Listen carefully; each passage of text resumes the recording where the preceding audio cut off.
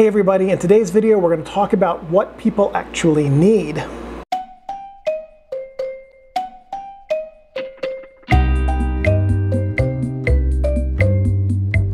Hey David, do I need a professional or an entry-level DSLR? If you saw the video last week, that's an important video to answer this, because at the end I talk about the differences between, the most significant difference between entry-level and professional being the interface.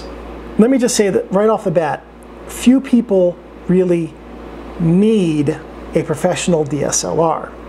And the number of people who buy them is far greater than the number of people who need them. So I do buy professional grade DSLRs, and the reason is because I can put 75,000 shutter actuations on a DSLR in a year without breaking a sweat. I mean, I do sweat because I'm out hiking, but you get the point. It's not difficult for me to do it. So most camera users will be very, very happy with an entry or mid-range camera.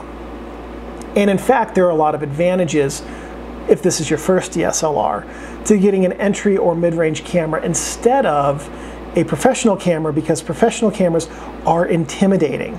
They really are. When I held my K1 for the first time, I was just like, oh, that has a lot of buttons. So if this is a first camera that we're talking about, it's definitely best to get one that's a couple steps down. And there's nothing wrong with having an entry-level camera. Entry-level cameras take amazing photos. So what I'm going to do now is I'm going to just run a slideshow. What I want you to do is each photo is going to display for a few seconds, and then the camera make is going to display. So what I'd like you to do before the camera make displays is see if you can decide for yourself what level of camera took each of the photos.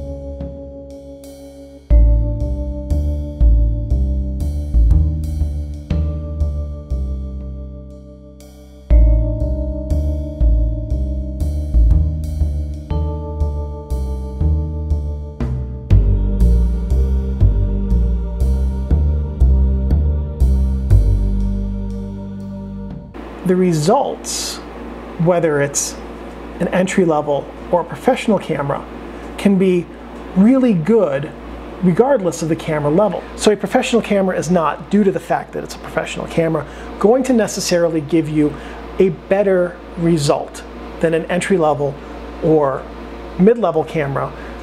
What's going to give you a good result is understanding how your camera works and understanding the lighting conditions of what you're taking a photo of. And if you can do that, you can use any camera you want. Like I said, entry-level cameras are significantly less daunting to use at first because they have fewer buttons. As you get used to DSLRs over the course of a few years and you get more accustomed to the interface of the maker that you use, advancing to a higher level camera can be a good thing because you'll understand the foundation, the entry-level version of that camera, and you'll be building on your understanding of that camera with additional functions offered by the prosumer or professional grade cameras. So what do you need as a camera? I mean, unless you're a professional and need the added functions and access ease of a professional camera, an entry-level or mid-range camera will, for 99% of people, be more than enough.